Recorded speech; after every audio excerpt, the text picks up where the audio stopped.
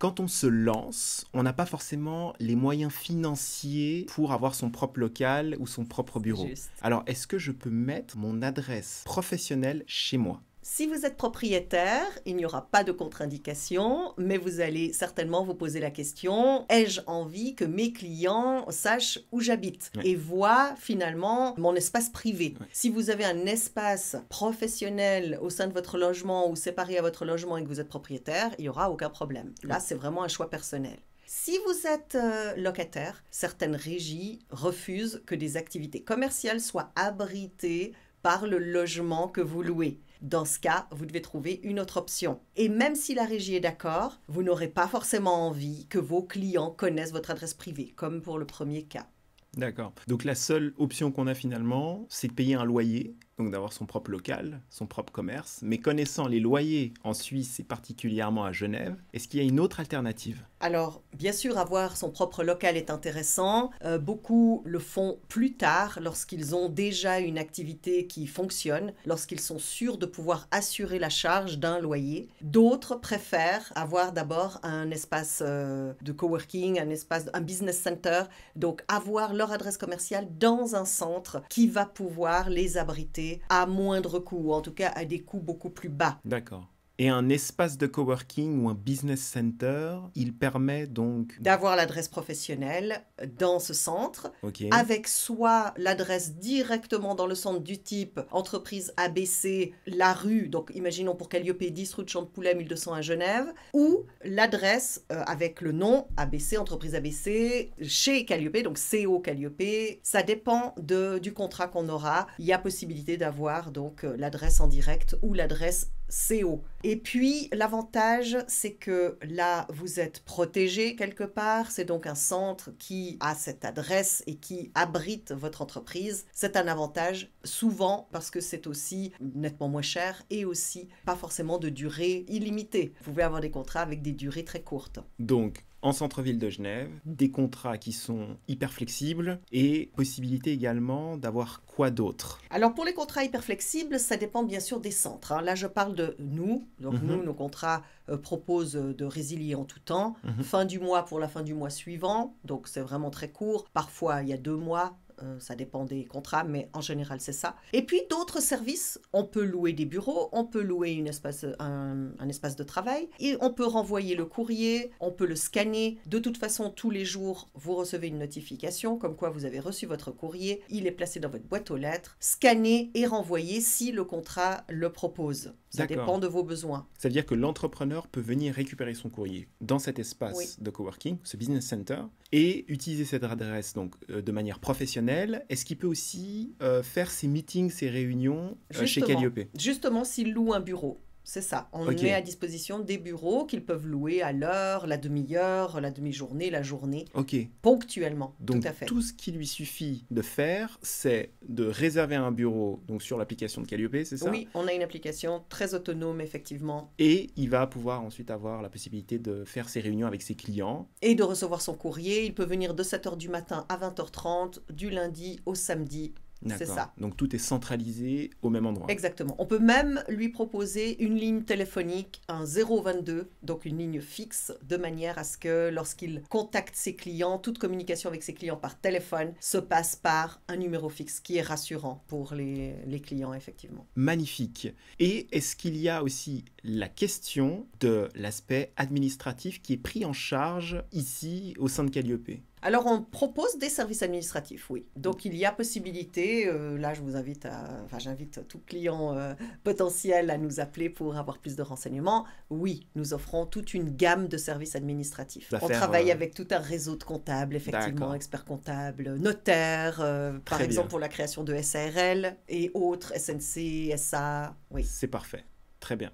Maintenant, pour en revenir au registre du commerce, je sais qu'il y a certaines activités qui exigent la location donc d'un local et d'avoir son propre bail. C'est-à-dire qu'on ne peut pas être domicilié dans un espace de coworking ou un business center. On doit forcément avoir son propre local ou son propre bureau. Est-ce que tu as des noms d'activités qui exigent justement la location d'un espace comme ça? Oui, on a par exemple, je vais en donner deux, mais la première, c'est une activité de placement de personnel, location de services. Ce type d'activité doit être enregistré au registre du commerce et doit avoir un local commercial propre. Donc ce type d'activité ne peut pas se domicilier dans un espace, un business center, un espace de coworking. Est-ce qu'il y a une raison spécifique? Il y a le fait d'avoir des documents sensibles, des données qui font qu'il est important de pouvoir prouver qu'on a un espace sécurisé dans lequel personne d'autre entre en fait. D'accord. Ouais. Et qui protège toutes les données des potentielles personnes placées dans les entreprises. D'accord. Il y a également, si vous avez une activité, je parle de deux types d'activités auxquelles on a été confronté fréquemment. La Suisse étant une plateforme mondiale pour l'achat et la vente d'or, donc il y a des entreprises qui veulent se lancer dans ce domaine-là et qui pensent qu'avoir juste une adresse dans un espace de coworking suffira. Alors là non plus, il est important d'avoir un local, de pouvoir prouver en fait qu'on a un espace sécurisé et que les autorités pourront nous retrouver pourront les retrouver dans ce local en cas de problème. Ça, c'est important aussi. D'accord. Lorsque certaines personnes habitant à l'étranger désirent créer une entreprise en Suisse et s'inscrire au registre du commerce, il faudra savoir que si cette activité est indépendante et qu'elle est enregistrée au registre du commerce, le registre du commerce va exiger un bail, donc va exiger la location de bureau. Il y a possibilité pour les autres activités, celles qui ne sont pas, on va dire, définies comme devant avoir un local commercial propre tel que la location de personnel, il y a la possibilité d'avoir dans un espace de coworking quand même un bail pour donc une location de bureau. Ça fonctionne. D'accord. Mais il faut au coup par coup se renseigner parce que le type d'activité va définir s'il faut un bail commercial autre ou si l'espace de coworking peut abriter l'activité. Donc c'est très important de contacter les centres de coworking et si c'est Calliope par exemple, de nous appeler pour être sûr que nous puissions donner la bonne réponse. Parfois, nous ne l'avons pas, c'est l'ERC qui décide et donc il arrive que certains clients doivent faire des allers-retours jusqu'à ce que l'ERC valide leur local commercial. Ok. Une activité, par exemple, dans le BTP, dans le bâtiment, ou toute personne qui travaille pour justement la rénovation ou la construction, ou voilà, tous ces services de seconde œuvre, est-ce qu'il est nécessaire d'avoir son propre local et qu'une domiciliation ne suffit pas? Alors ça, c'est un point important, merci de le soulever. Effectivement, dans le second œuvre également, la plupart du temps, le registre du commerce exige un local. Estimant, alors là on parle, attention, de frontalier, ça c'est très important. Si vous habitez en Suisse, que vous avez votre appartement en Suisse et que vous vous inscrivez au registre du commerce, certainement qu'on ne vous demandera pas d'autre local commercial. On estime que vous pouvez stocker votre matériel chez vous.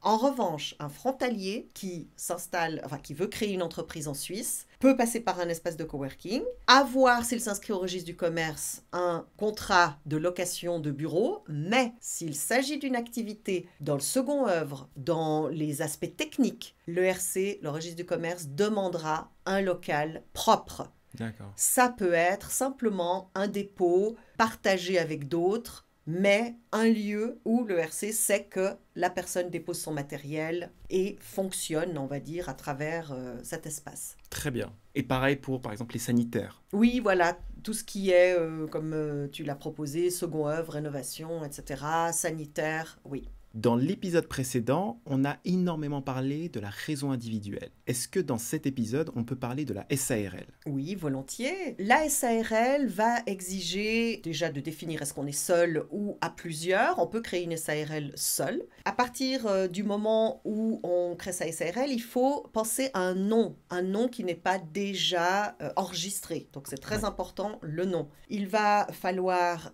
définir les statuts, donc il va falloir passer chez le notaire notaire pour tous les actes constitutifs de l'entreprise. Ça peut avoir un coût dans les 2000 francs, parfois plus, voilà à peu près les prix. Il y a également le registre du commerce, puisque toute SARL est enregistrée au registre du commerce, dans les coûts de 600 ou plus, ça dépend aussi de plusieurs choses. Et puis, chose importante, il faut 20 000 francs de fonds propres, qu'il va falloir placer sur un compte de consignation, c'est-à-dire un compte qui est bloqué tant que la SARL n'est pas officiellement constituée. Et ensuite, cet argent est libéré dans le sens où on peut l'utiliser comme fonds propres pour son entreprise. Chose importante, quand on l'utilise comme fonds propres, idéalement, c'est pour acheter du matériel et des éléments qui vont apporter de la valeur à l'entreprise et non pas pour payer des factures de consommation, parce que sinon, vos fonds propres diminuent. Ça, c'est juste au passage, mais ça pourrait faire l'objet d'un autre entretien. Un autre sujet. Oui, oui. Alors, tout à l'heure, j'ai parlé du notaire en disant que les coûts pouvaient être de 2000 francs, mais à nouveau, il y a des partenariats, nous en avons avec plusieurs structures qui permettent de baisser les coûts de notaire. Donc ça vaut la peine aussi de se renseigner. Là, je donne un petit peu les tarifs officiels, mais après, les partenariats que nous avons permettent d'avoir une constitution de SARL à des prix plus bas. Très bien. Une autre chose, tu as parlé d'être résident suisse ou résident à l'étranger pour constituer sa SARL. Là, je viens de répondre à la partie résident suisse. Maintenant, la partie résident à l'étranger. C'est pareil en termes de procédure, excepté qu'il faut bien sûr un permis en Suisse, mais aussi un administrateur. Donc, à partir du moment où la personne résidente à l'étranger et veut constituer sa SARL en Suisse, établir sa SARL en Suisse, elle ne peut pas résider en zone frontalière. Il faut soit qu'elle réside en Suisse avec un permis, ce dont je parlais tout à l'heure, ou alors qu'elle ait un administrateur en Suisse qui prenne en charge la responsabilité de la SARL sur le territoire suisse. Et ce n'est pas un prête-nom, c'est un réel représentant responsable qui va assumer les responsabilités administratives, légales et financières de l'entreprise. Il est responsable en cas de problème si l'activité, par exemple, en poursuite, la personne, donc le représentant, c'est ça, c'est un représentant? C'est lui qui va devoir répondre à tous ces aspects légaux, financiers pour l'entreprise. Ok. C'est pourquoi il est important de choisir quelqu'un de confiance et que l'administrateur qui va accepter cette mission ait confiance en ce fondateur de SARL. Une confiance mutuelle. Exactement.